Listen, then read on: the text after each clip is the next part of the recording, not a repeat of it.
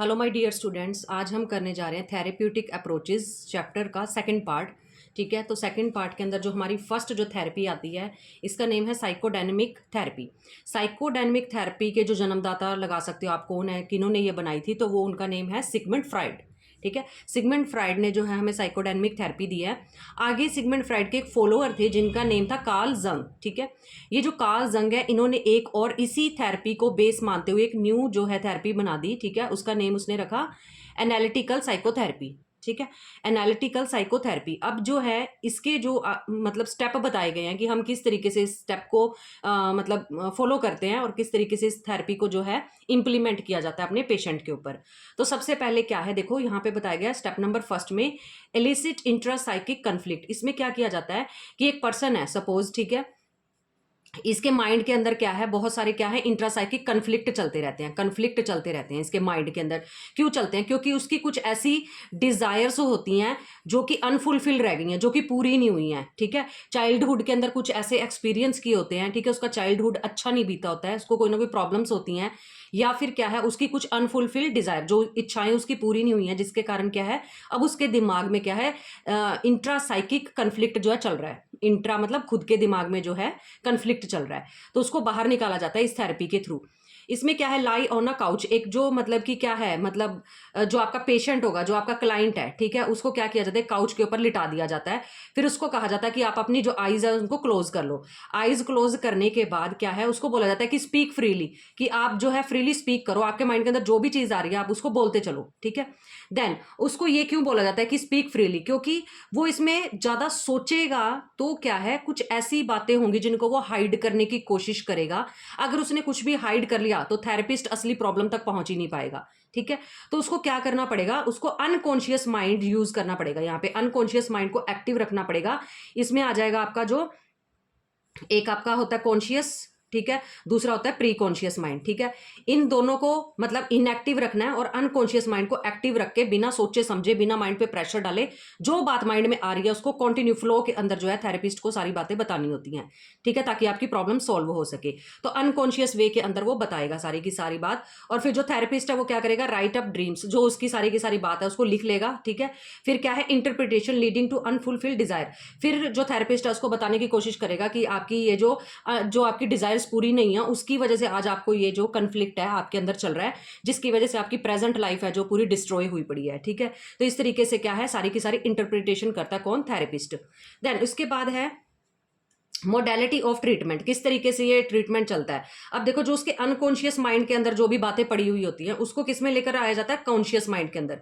ठीक है, कि उसको ये ध्यान में लाया जाता है उसके कि तेरे को जो आज प्रॉब्लम आ रही है ना, वो तेरे पास्ट की वजह से आ रही है, और पास्ट के अंदर जो उसकी अनकॉन्शियस माइंड है उसके अंदर कुछ चीजें पड़ी हुई थी। ठीक है, इनको क्या है कहाँ पे ट्रांसफर किया गया, कॉन्शियस माइंड में लाया गया, और पेशेंट को, क्लाइंट को ये मतलब कि क्या करवाया गया, मतलब उसका ध्यान दिलवाया गया कि तेरे को इसलिए ये प्रॉब्लम्स आ रही हैं। देन इसके बाद क्या होता है, उसको फ्री एसोसिएशन के लिए बोला जाता है। फ्री एसोसिएशन, आप जो सिगमंड फ्राइड की थ्योरी है वो फ्री एसोसिएशन ही करते हैं, कि एक बात याद आ गई, उससे जुड़ी हुई अगली बात याद आ गई, फिर उससे जुड़ी हुई अगली बात याद आ गई, ऐसे जो है एक लड़ी बनती जाती है और वो फ्रीली जो है बताते रहते हैं। फिर उसके ड्रीम को इंटरप्रिटेशन किया जाता है। अब सबसे पहले देखो, इसके अंदर जो है 2 स्टेप फॉलो किए जा रहे हैं, 2 नहीं है, इसके जो है 5 स्टेप है। यहाँ पे देखो 1 2 3 4 5 जो है इसके स्टेप है। पहले स्टेप के अंदर क्या किया जाता है, ट्रांसफियरेंस। ट्रांसफियरेंस कैसे किया जाएगा, देखो इसमें जो है, जो therapist as an authority figure with permission non judgmental attitude allow for emotional identification. इसमें क्या है, जो थेरेपिस्ट है वो एक, उसको अथॉरिटी है, ठीक है, वो एक अथॉरिटी फिगर है, सारी की सारी पावर उसके पास है। ठीक है, विद परमिशन, वो क्या है कि अपने जो क्लाइंट को परमिशन दे रहा है एक तरह से। ठीक है, और क्या कर रहा है, नॉन जजमेंटल एटीट्यूड दिखाएगा, कि कहीं पे भी वो जजमेंट नहीं करेगा। जो थेरेपिस्ट है वो कहेगा अपने क्लाइंट को कि मैं आपके साथ हूँ, आप बताओ, आपके माइंड के अंदर जो भी बातें आती जा रही हैं आपने उसको ट्रांसफर करना है, मतलब कि बताना है वो सारी की सारी बातों को। ठीक है, तो उससे क्या है कि अलाउ, फर्स्ट जो आपकी स्टेज आ जाएगी वो है ट्रांसफियरेंस। ट्रांसफियरेंस देखो कि नाम से पता चल रहा है ट्रांसफर करना, क्योंकि इसको अनकॉन्शियस माइंड से कौन से माइंड में, कॉन्शियस माइंड में लेकर आई जाती है ना सारी की सारी बातें। तो इसमें जो थेरेपिस्ट है वो क्या है, एक अथॉरिटी फिगर होता है वहां पे। ठीक है, वो क्या है, विद परमिशन, परमिशन दे देगा उसको, ठीक है, जो अपने क्लाइंट को, कि आप बताओ, आपके माइंड के अंदर जो भी चीजें आ रही हैं आप बताते चलो। और जो थेरेपिस्ट है वो खुद नॉन जजमेंटल रहेगा, मतलब वो अपना ऐसा एटीट्यूड दिखाएगा, अपना ऐसा बिहेवियर दिखाएगा कि मैं आपको जज नहीं कर रहा, जस्ट आपकी प्रॉब्लम में आपके साथ खड़ा हूँ, आपकी हेल्प कर रहा हूँ। ठीक है, पहले ही नहीं जज करने लगेगा वो। अलाउ फॉर इमोशनल आइडेंटिफिकेशन, और वो जो क्लाइंट के जो इमोशंस होते हैं ना, उनको आइडेंटिफिकेशन करता है, उनको आइडेंटिफाई करता है कौन, थेरेपिस्ट, ठीक है, क्योंकि उनकी उससे बात निकलवाता है सारी की सारी भी क्या बात है, ठीक है।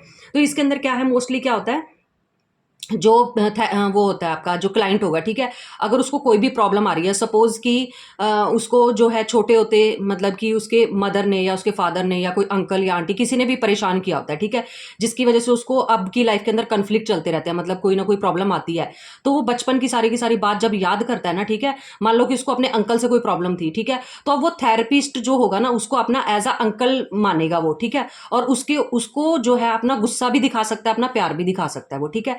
तो अब क्या है कि उसको जो है उसके अंकल सही तरीके से ट्रीट नहीं करते थे, तो वो जो अब जो थेरेपिस्ट है ना, थेरेपिस्ट को क्लाइंट क्या मान लेगा, अपना अंकल मान के, और उसी के ऊपर अपना गुस्सा भी दिखा सकता है। तो यहाँ पे जो आपका जो ये जो अंकल का रोल कौन प्ले कर रहे हैं हम यहाँ पे, थेरेपिस्ट है, तो थेरेपिस्ट को नॉन जजमेंटल रहना पड़ेगा वहां पे, क्योंकि उसके क्लाइंट को प्रॉब्लम है, उसको इमोशनली समझना पड़ेगा अपने क्लाइंट को। अगर वो मारपीट भी करता है तब भी क्या है, उसके साथ क्या है, पेशेंस रख के जो है क्लाइंट की सारी बात सुननी पड़ती है, ठीक है, किसको, थेरेपिस्ट को। देन इसके बाद क्या है, जब उसके ट्रांसफर हो जाते हैं न्यूरोसिस, ठीक है, जो क्लाइंट है वो क्या है, अपने सारे के सारे इमोशंस को क्या करता है, लेट आउट करता है, बाहर निकालता है। जैसे कि मैंने आपको बताया कि उसको अपने अंकल से बचपन में कोई प्रॉब्लम थी, तो अपने वो सारे के सारे लेट आउट कर दिए, बाहर कर दिए सारे के सारे इमोशंस, किसके ऊपर, थेरेपिस्ट के ऊपर निकाल दिए सारे के सारे, ठीक है, और थेरेपिस्ट उसको सहन भी कर लेता है, ठीक है। अब ये कह रहे हैं कि कई बार ये एंगर या लव के रूप में भी वो बीच बीच में हो सकता है, जो क्लाइंट है वो प्यार भी दिखाए, और हो सकता है कि वो नेगेटिव वे में मारपीट भी करे, गाली गलोच भी करे, ठीक है, तो वो किसी भी तरीके से जो है अपना लेट आउट करेगा जो भी इमोशंस उसके अंदर भरे पड़े हैं, जो उसको परेशान करते हैं आज के टाइम पर, ठीक है। देन उसके बाद क्या है, रेजिस्टेंस। इसमें सेकंड स्टेज क्या आ जाती है आपकी, रेजिस्टेंस की आ जाती है। इसमें क्या होता है, रेजिस्टेंस का मतलब क्या होता है, एक तरह से रोकना। क्या कह रहे हैं, due to distress client resist transference. कई बार क्या होता है कि जो आपका क्लाइंट है डिस्ट्रेस, मतलब कि स्ट्रेस की वजह से कुछ चीजों को रेजिस्ट करने की कोशिश करता है, स्टॉप करने की कोशिश करता है, मतलब बताना नहीं चाहता है खुल के, ठीक है। तो वो अब क्या कब करेगा ऐसा, वो तब करेगा जब वो कॉन्शियस है, जब वो पूरा चकन्ना है कि हाँ कि मुझे तो ये बात बतानी नहीं है, कि ये बात बताने वाली नहीं है, तो वो कॉन्शियस हो गया वहां पे, ठीक है। डेलिबरेटली हाइडिंग समथिंग, तो वो जानबूझकर क्या करता है, कुछ ना कुछ चीजें बीच में से छुपाने की कोशिश करता है। अब यहाँ पे ये कॉन्शियस भी हो सकता है, कैन बी अनकॉन्शियस भी हो सकता है। कई बार हो सकता है उसको बात याद ना हो तो इसलिए उसने हाइड कर लियो, बट कई बार होता है कि उसको पता भी है बट फिर भी वो जानबूझ के हाइड कर रहा है। देन इसमें थर्ड स्टेज आ जाएगी आपकी कन्फ्रंटिंग। कन्फ्रंटिंग के अंदर क्या होता है, जो थेरेपिस्ट है वो ओवरकम करता है रेजिस्टेंस से, ठीक है। कौन, थेरेपिस्ट किसको करेगा, क्लाइंट को। क्लाइंट को बोलेगा कि देखो आप जो भी आप चीजें हाइड कर रहे हो, ठीक है, वो हाइड नहीं करनी है। अगर आप कुछ भी रेजिस्ट करते हो, कुछ भी चीजों को रोकते हो, तो हम सही तरीके से जो असली आपकी प्रॉब्लम है वहां तक नहीं पहुंच पाएंगे, ठीक है। तो यहाँ पे जो है कन्फ्रंटिंग कौन करता है, थेरेपिस्ट करता है, समझाता है उसको, अपने क्लाइंट को, कि कुछ भी हाइड नहीं करना है, ठीक है। फिर क्लैरिफिकेशन। क्लैरिफिकेशन में क्या है, ब्रिंग अ वेग of confusing event into focus. इसमें क्या करता है जो थेरेपिस्ट है, जब वो सारी बात सुन रहा होता है, ठीक है, उसको ये लगता है कि कुछ एक पार्ट ना मिसिंग है जो मेरे क्लाइंट ने मेरे को बताया नहीं है, ठीक है, वो बता रहा था बट बताते बताते स्किप हो गया, किसी अदर चीज पे चला गया, ठीक है। तो अब क्या है कि जो थेरेपिस्ट है वो यहाँ पे क्लैरिफिकेशन मांगेगा कि आपने ये वाली बात अधूरी बताई है, मुझे इस चीज के बारे में बताओ खुल के, ठीक है। तो क्या है कि यहाँ पे जो है थेरेपिस्ट क्या है, जो कंफ्यूजिंग इवेंट होते हैं उनको फोकस में लेकर आता है क्लाइंट के, और कहता है कि इसके ऊपर खुल के जो है डिटेल में बताओ मुझे ये वाली बात, ठीक है। फिर है इंटरप्रिटेशन। फिर इंटरप्रिटेशन की जाती है लास्ट में, by which change is affected. फिर ये दिखाया जाता है कि आपको ये बचपन में ये प्रॉब्लम थी, या आपकी ये अनफुलफिल्ड डिजायर थी, आपका चाइल्डहुड एक्सपीरियंस ऐसा रहा है जिसकी वजह से आज प्रेजेंट के अंदर आपको भी, मतलब आपका पास्ट ऐसा था जिसकी वजह से आज आपको प्रेजेंट के अंदर क्या है, ये प्रॉब्लम आ रही है, ठीक है। वो सारी के साथ सारी की सारी बात इंटरप्रिटेशन के थ्रू जो है बताता है किसको, अपने क्लाइंट को, कि आज आपका जो बिहेवियर चेंज हो रहा है ना वो इस वजह से हो रखा है, ठीक है। फिर ये जो इन्होंने बताया ना कि कन्फ्रंटिंग, क्लैरिफिकेशन, इंटरप्रिटेशन। अब ये जो तीनों, थर्ड फोर्थ और फिफ्थ जो स्टेप है, ये इन तीनों को मिलाकर बोला जाता है वर्किंग थ्रू, ठीक है। इन तीनों को मिलाकर क्या बोलेंगे, वर्किंग थ्रू। देन इसके बाद क्या है कि रिजल्ट जो है मिल जाता है, जो पेशेंट है ठीक है, जो क्लाइंट है उसको क्या है, इंसाइट मिल जाती है, अपने अंदर का पता चल जाता है कि मुझे हाँ ये प्रॉब्लम थी जिसकी वजह से आज मेरा सारा प्रेजेंट जो है खराब हुआ पड़ा था। Then understanding of self in emotional intellectual level, इससे फिर क्लाइंट क्या है, अपने सेल्फ को जानने लगता है, अपने इमोशनल इंटेलेक्चुअल लेवल को जानना स्टार्ट कर देता है। ठीक है, अपने इमोशंस को जानना स्टार्ट कर देता है। फिर इसकी ड्यूरेशन कितनी होती है साइकोडायनेमिक जो थेरेपी है, कह रहे इसमें काफी साल भी लग सकते हैं। ठीक है, 1 आवर का सेशन होता है। ठीक है, 45 डेज पर वीक जो है आपको ये जो है मतलब लेना पड़ेगा। ठीक है, तो इसमें ये मतलब सीधी सी बात है कि काफ़ी सालों तक भी चलता है जो साइकोडायनेमिक है। कईयों को कम डेज की भी ज़रूरत होती है, बट सम टाइम क्या है बहुत ज़्यादा लंबा चलता है ये प्रोसेस जो साइकोडायनेमिक आपकी थेरेपी है। देन इसके बाद आपको आ जाएगी बिहेवियर थेरेपी। ठीक है, बिहेवियर थेरेपी के अंदर क्या होता है, इसमें ये बिलीव किया जाता है कि साइकोलॉजिकल डिस्ट्रेस, जितनी भी आज कोई भी साइकोलॉजिकल डिस्ट्रेस या कोई भी स्ट्रेस आपको आ रहा है, वो arise due to faulty behaviour. आपका बिहेवियर गलत होने की वजह से आपको जो है प्रॉब्लम आ रही है। आपने कुछ ना कुछ गलत सीखा हुआ है अपनी लाइफ के अंदर, जिसके कारण आपका बिहेवियर क्या आज इतना रूड हो चुका है या इतना खराब हो चुका है। ठीक है, past is relevant to faulty behaviour, इसमें भी किसको, पास्ट को मेन माना गया कि आपके पास्ट में आपने कुछ फॉल्टी बिहेवियर लर्न किया जिसकी वजह से आज आप ऐसे हो चुके हो। Faulty pattern are corrected in present, जो पास्ट की जो प्रॉब्लम्स है ना वो प्रेजेंट के अंदर क्या की जाती है, करेक्ट की जाती है, ठीक किया जाता है इनको। ठीक है, तो इसमें क्या है, क्लिनिकल सिम्टम्स जो है दिखाई देने लगते हैं, पता चल जाता है कि बिहेवियर के अंदर प्रॉब्लम है, तो बिहेवियरल थेरेपी इसके ऊपर सूटेबल होगी। ठीक है, डायग्नोज कर दिया जाता है कि हाँ आपको बिहेवियरल थेरेपी की ही जरूरत है। ठीक है, क्योंकि आपके बिहेवियर के अंदर गड़बड़ है और क्या है मतलब कि इससे गाइड हो जाता है। डायग्नोज जब हो गया, किसी को पता लग गया कि बिहेवियर से रिलेटेड प्रॉब्लम है, ठीक है, तो हमें गाइडलाइन भी मिल जाती है कि हम इसके ऊपर बिहेवियर थेरेपी को इंप्लीमेंट कर सकते हैं।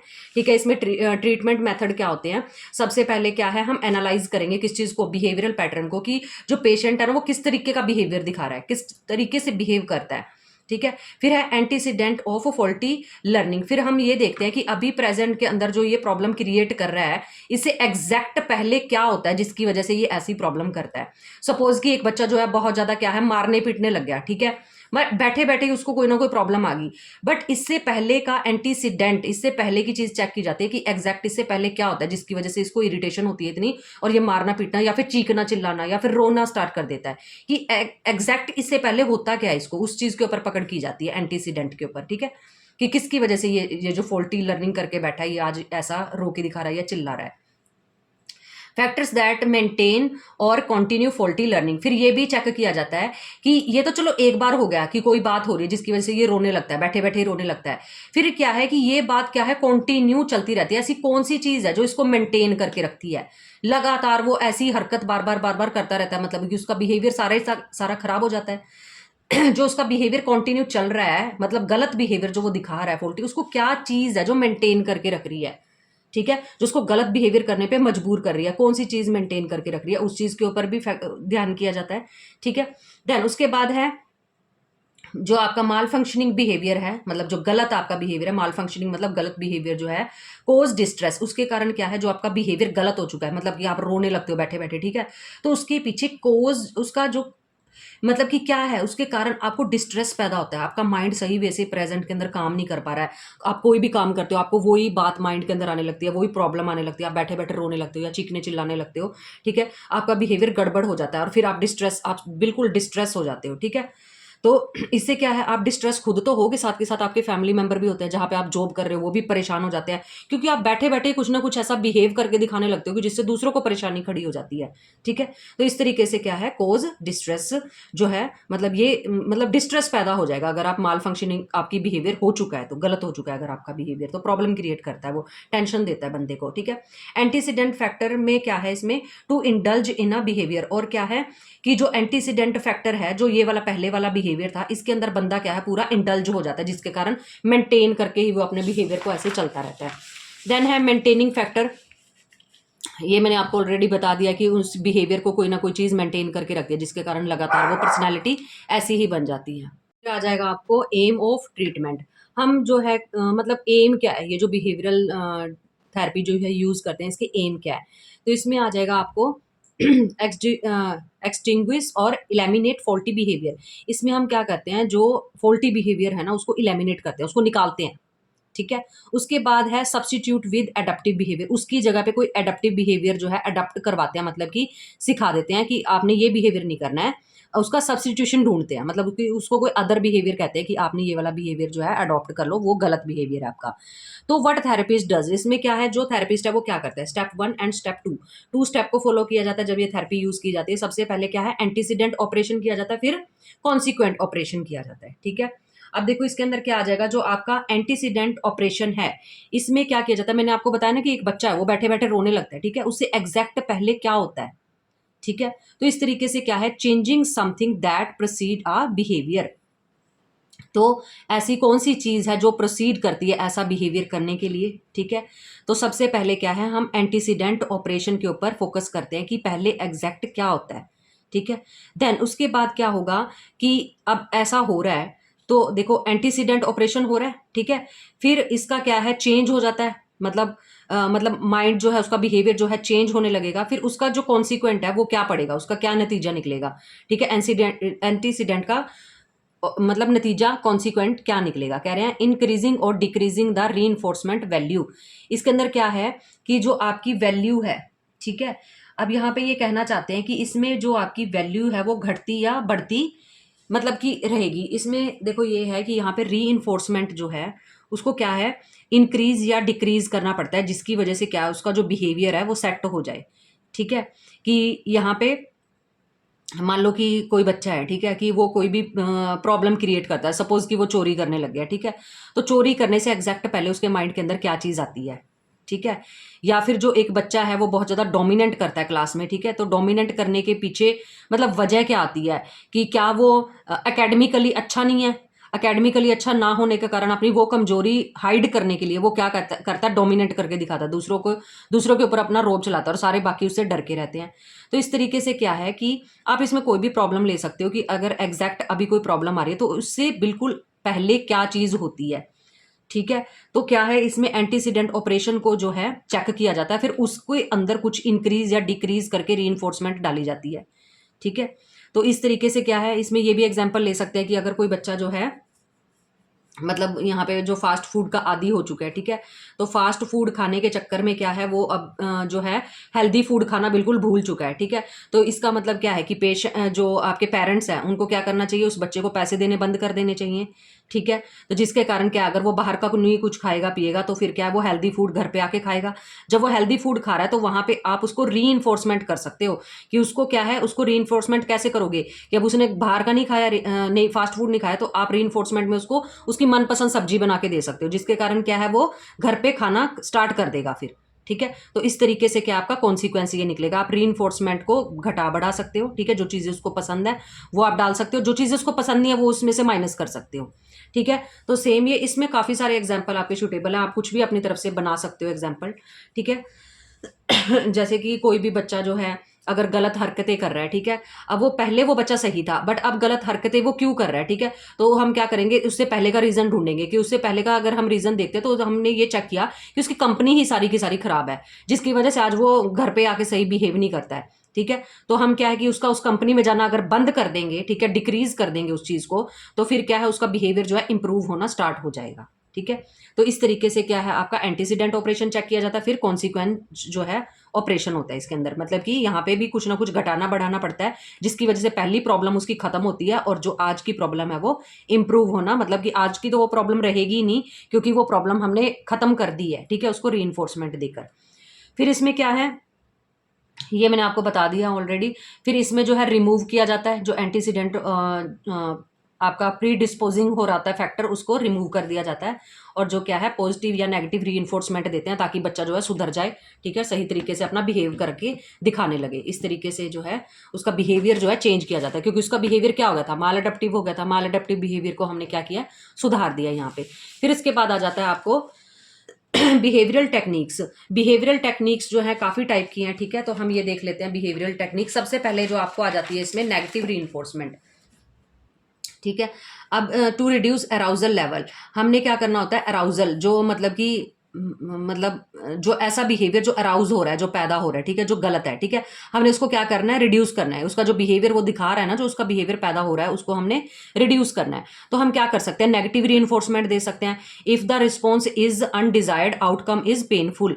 अब क्या है कि अनडिजायर्ड रिस्पॉन्स दे रहा है बच्चा, क्या है, कोई भी घर पर आता है, ठीक है, तो वो मतलब तू करके बात कर रहा है, रिस्पेक्टफुली बात नहीं कर रहा है, तो अनडिजायर्ड वो वहां पे क्या दिखा रहा है, मतलब रिस्पॉन्स दिखा रहा है। हम नहीं चाहते कि बच्चा ऐसा बोले जब भी कोई बाहर से आता है, वैसे भी नहीं चाहते कि बच्चा मतलब डिसरिस्पेक्ट करे किसी को भी। तो हम वहां पे उसको नेगेटिव रीइंफोर्समेंट दे सकते हैं, स्कोल्ड कर सकते हैं, डांट सकते हैं बच्चे को, और पनिश भी कर सकते हैं, कोई कुछ ना कुछ पनिश भी कर सकते हैं, जिसके कारण हम उसको नेगेटिव रीइंफोर्समेंट देते हैं, ताकि क्या है, जो उसका आउटकम पेनफुल ना हो, मतलब कि वो सही तरीके से बिहेव करना स्टार्ट कर दे। तो एक तरह से बिहेवियर टेक्निक के अंदर हम जो है ये वाली टेक्निक यूज कर सकते हैं। फिर दूसरा है आपका अवर्सिव रीइंफोर्समेंट। अवर्सिव रीइंफोर्समेंट के अंदर क्या आ जाएगा आपको, repeated association of an undesired response with an aversive consequence. इसमें क्या है, बच्चे को ये कह दिया जाता है कि अगर आपने अब ऐसा बिहेव किया ना, तो आपको क्या है, हम माइल्ड शॉक देंगे, थोड़ा सा इलेक्ट्रिक शॉक देंगे, ठीक है, भी हल्का सा करंट होगा उसके अंदर, ठीक है। फिर अगर आपने फिर दोबारा वही मिस्टेक की तो उससे थोड़ा सा उसको इंक्रीज कर दिया जाएगा, ठीक है। फिर नेक्स्ट टाइम आपने फिर दोबारा वही गलती रिपीट की तो फिर वो शॉक जो है उसका मतलब कि लेवल और ज्यादा बढ़ा दिया जाएगा। तो इस तरीके से क्या है, अवर्सिव जो रीइंफोर्समेंट है, मतलब कि बच्चा उसको दी नहीं जा रही ये रीइंफोर्समेंट, जो पनिशमेंट है दी नहीं जा रही, जस्ट उसके माइंड में डर बिठाया जाता है कि बच्चा डर के कारण ही वो बिहेव करे ही ना, ठीक है। तो इस तरीके से अवर्सिव रीइंफोर्समेंट को हम यूज कर सकते हैं अगर बिहेवियर खराब हो गया, मैलअडप्टिव हो गया, उसको सुधारने के लिए। देन तीसरा है पॉजिटिव। पॉजिटिव के अंदर क्या करेंगे, if the response is desired it is rewarded. अगर बच्चे का बिहेवियर जो क्या है, मतलब अच्छा है, सही है, कि पहले बच्चा पढ़ता नहीं था, ठीक है, सही बिहेव नहीं करता था, बट अब क्या है, वो पॉजिटिव बिहेवियर उसने दिखाया कि पढ़ना स्टार्ट कर दिया, तो हम वहां पे उसको कोई पेंसिल या पेन गिफ्ट करके उसको पॉजिटिव रिवार्ड देके उसके उस बिहेवियर को जो पहले गलत था उसको क्या कर सकते हैं, मतलब कंटिन्यू करने के लिए हमको उसको रिवॉर्ड करना पड़ेगा, ठीक है, जिसके कारण वो नेक्स्ट टाइम भी ऐसा ही बिहेवियर दिखाए। फिर आ जाएगा आपका फोर्थ नंबर पे है आपका डिफरेंशियल। डिफरेंशियल के अंदर आप क्या कर सकते हो, इसमें आप दोनों को यूज करोगे, इसमें आप पॉजिटिव और नेगेटिव रीइंफोर्समेंट दोनों का मिक्सचर हो सकता है। जब बच्चा सही बिहेव कर रहा है पॉजिटिव रीइंफोर्समेंट दे दो, जब बच्चा सही बिहेव नहीं कर रहा तो उसको नेगेटिव रीइंफोर्समेंट दे दो, ठीक है। और क्या है, पॉजिटिव फॉर डिजायर्ड रिस्पॉन्स और इग्नोर फॉर अनडिजायर्ड। अगर वो पॉजिटिव बिहेवियर कर रहा है ना, तब तो उसको बुला के शाबाश दे दो कि हाँ बेटा तूने ठीक किया है, बढ़िया किया, ठीक है, ठीक है। और जब वो कुछ अनडिजायर्ड कर रहा है, मतलब कि रिस्पॉन्स अच्छा नहीं दे रहा है, तो उसको इग्नोर करो। अगर वो कुछ जानबूझ के कुछ गलत हरकतें कर रहा है आपके सामने बच्चा, तो उसको इग्नोर करो, क्योंकि वो ये चाहता है कि आपका सारा फोकस उसके ऊपर हो, आप देखो उसको और कुछ ना कुछ बोलो, ठीक है। वो आपकी अटेंशन लेना चाहता है, बट आप उसको ये दिखाओ कि आप उसको देख ही नहीं रहे हो, तो वो अपने आप जो गलत बिहेवियर है वो करना हट जाएगा, ठीक है। देन है टोकन इकोनॉमी। टोकन इकोनॉमी के अंदर आप क्या करोगे,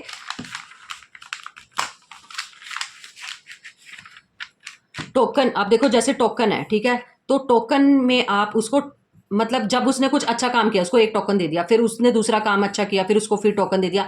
उसको ये बोलना कि जब आपके 10 टोकन इकट्ठे हो जाएंगे तब हम आपको मूवी दिखा कर लाएंगे, या हम आपको कोई साइकिल गिफ्ट करेंगे, या फिर आपको कोई टॉय गिफ्ट करेंगे। तो इस तरीके से क्या है कि जब वो बच्चा क्या है, स्टेप बाय स्टेप जो है वो 10 कॉइन्स जो है, मतलब टोकन जो है इकट्ठे करने की कोशिश करेगा। जब उसके मतलब इसमें वो क्या दिखाएगा, अपना पॉजिटिव बिहेवियर दिखाने की कोशिश करेगा, और जो वो गलत बिहेवियर है उसका वो क्या करेगा, दिखाएगा ही नहीं, क्योंकि उसको ये अंदर से ये चीज रहेगी कि मुझे टोकन जो है इकट्ठे करने हैं, ठीक है। तो token given after each positive response. फिर आ जाएगा आपको यहां पे है सिस्टेमैटिक डिसेंसिटाइजेशन। डिसेंसिटाइजेशन देखो इसमें क्या है, टू क्रिएट फोबिया। अगर क्या है बच्चे के अंदर कोई भी फोबिया है, किसी भी चीज से रिलेटेड डर है, ठीक है, पानी से डर लगता है, अंधेरे से डर लगता है, लिजार्ड से डर लगता है, ठीक है, उसके कुछ इरेशनल फियर है जो उसने जानबूझकर बिना किसी मतलब के जो है फियर बना रखा है, अपने अंदर डर बना रखा है, ठीक है। Using progressive muscular relaxation. इसमें क्या है, मस्कुलर रिलैक्सेशन टेक्निक को यूज किया जाता है, ठीक है। इसमें क्या आ जाएगा आपको, देखो यहाँ पे आपको जो है work on principle of reciprocal. अब इसका मतलब क्या है, प्रिंसिपल, कौन से प्रिंसिपल को यूज किया जाता है। सबसे पहले इसको ये बताया जाता है कि जिस चीज से आपको कम डर लगता है ना उसके बारे में बताओ, फिर उससे ज्यादा जो डर लगता है फिर उस चीज के बारे में बताओ, फिर उससे ज्यादा कोई डर लगता है तो उस चीज के बारे में बताओ। इससे क्या है, लो से जो है आप हाई की तरफ जाओगे, जिस भी चीज से आपको डर लगता है आप उसके बारे में क्या है बताते चलोगे थेरेपिस्ट को। अब देखो इसमें क्या है, जब उसको डर लगेगा, ठीक है, तो हम यहाँ पे क्या करेंगे, उसको पहले बताएंगे कि पूछेंगे उससे कि किस चीज़ से डर लगता है, ठीक है। तो वो कम डर वाली चीज़ से ज़्यादा डर वाली चीज़ तक वो जाएगा, ठीक है। इस तरीके से हम उसके अमाउंट बढ़ाते जाएंगे, ठीक है। उसको बोलेंगे प्रिंसिपल ऑफ रेसिप्रोकल। इसमें क्या होता है देखो अब, कि इसमें क्या है, एंजाइटी प्रोवोकिंग थॉट्स, जो क्या है उसको डर दिलवा रही हैं, कुछ उसको एंजाइटी उसके अंदर पैदा कर रही हैं, तो वो चीज़ें पहले हावी होती हैं बंदे के ऊपर, ठीक है। तो बच्चा या कोई भी पर्सन है वो चीज़ को बता रहा है, तो ये वाली चीज़ हावी है, देखो ब्लू कलर का टिक लगा हुआ है। और इधर से क्या है, जो थेरेपिस्ट है उसको क्या बोलेगा, अब जब वो चीज़ के बारे में बता रहा है तो बंदा डरा हुआ है, तो वो बिल्कुल क्या है, एक तरह से अपने आप को क्या करेगा, मतलब कि मतलब डर के कारण क्या है, वो अपने हाथ दबा रहा है, ठीक है, या कुछ मतलब कि अपनी बॉडी को श्रिंक कर रहा है बहुत ज़्यादा, ठीक है। तो क्या है, थेरेपिस्ट उसको रिलैक्स करवाएगा कि बिल्कुल रिलैक्स हो जा, छोड़ दो वो बात जहाँ पे भी चल रही है। तो इस तरीके से उसने क्या कर दिया, रिलैक्स कर दिया अपनी बॉडी को, अपने माइंड को, ठीक है। फिर क्या है, फिर थेरेपिस्ट उससे पूछेगा कि बताओ हाँ भी क्या, भी उससे नेक्स्ट स्टेप में हाँ और किस चीज़ से डर लगता है आपको। तो फिर क्या है, फिर वो जो क्लाइंट है वो बिल्कुल डरा हुआ हो जाएगा, तो थेरेपिस्ट फिर वहाँ पे उसको क्या करवा देगा, रिलैक्स करवा देगा, ठीक है। तो इस तरीके से क्या है कि एक टाइम ऐसे धीरे धीरे धीरे धीरे ऐसा आ जाता है कि जो भी एंजाइटी प्रोवोकिंग थॉट्स होते हैं बंदे के, उसके ऊपर पूरी तरह से रिलैक्सेशन और मेडिटेशन हावी हो जाती है, कि जो थेरेपिस्ट है ना वो अपने क्लाइंट को इतना रिलैक्स फील करवा देता है मेडिटेशन के थ्रू, कि अगर आपको ऐसी जो थॉट्स आपके मन में उठते हैं ना, तो आप उसको मेडिटेशन और रिलैक्सेशन के थ्रू क्या है, मतलब सप्रेस कर सकते हो, दबा सकते हो ऐसे थॉट्स को, वो आपके ऊपर हावी होंगे ही नहीं, ठीक है। तो इस तरीके से क्या है, रेसिप्रोकल जो है आपकी ये जो प्रिंसिपल है, इसके बेस पे ये जो है आपको सिस्टेमेटिक डिसेंसिटाइजेशन जो है थेरेपी को क्या है, ये क्या है, एक बिहेवियरल थेरेपी है, टेक्निक है, ये बिहेवियरल टेक्निक है जिसको क्या है लागू किया जाता है पेशेंट के ऊपर। बहुत ही इंटरेस्टिंग भी है ये। देन इसके बाद आ जाता है आपको मॉडलिंग। मॉडलिंग के अंदर क्या हो जाता है, इसमें देखो क्या है आपको, विकेरियस लर्निंग। इसके अंदर क्या होता है कि बाय ऑब्जर्वेशन हम ये कह देते हैं कि आप ना अपना कोई आइडियल बना लो, ऐसा कोई भी अपना आइडियल बनाओ जिस जो मतलब बहुत अच्छे से बिहेव करता है, ठीक है। उसको देखो कि आप कैसा आइडियल बनना चाहते हो, आप उसके जैसा बनना चाहते हो जैसा आप चाहते हो, जैसे आप अपने माइंड के अंदर एक इमेज देखते हो।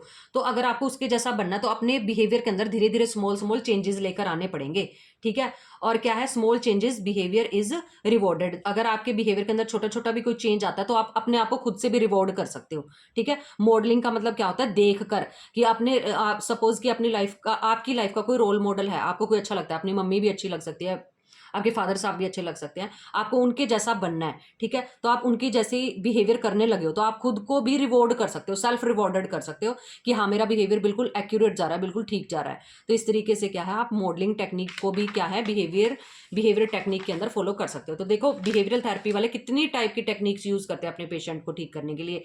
नेगेटिव री इन्फोर्समेंट, अवर्सिव री इन्फोर्समेंट, पॉजिटिव री इन्फोर्समेंट, डिफरेंशियल के अंदर दोनों का मिक्सचर आ जाएगा, पॉजिटिव भी आ जाएगी नेगेटिव भी आ जाएगी, टोकन भी दे सकते हो, ठीक है, बिहेवियर इंप्रूव करने के लिए। फिर सिस्टेमेटिक डी सेंसिटाइजेशन टेक्निक आ जाएगी, फिर मॉडलिंग आ जाएगी। 7 टेक्निक्स हैं जो बिहेवियरल थेरेपी वाले यूज करेंगे अपने पेशेंट को ठीक करने के लिए, ठीक है। देन इसके बाद आपको आ जाती है कॉग्निटिव थेरेपी।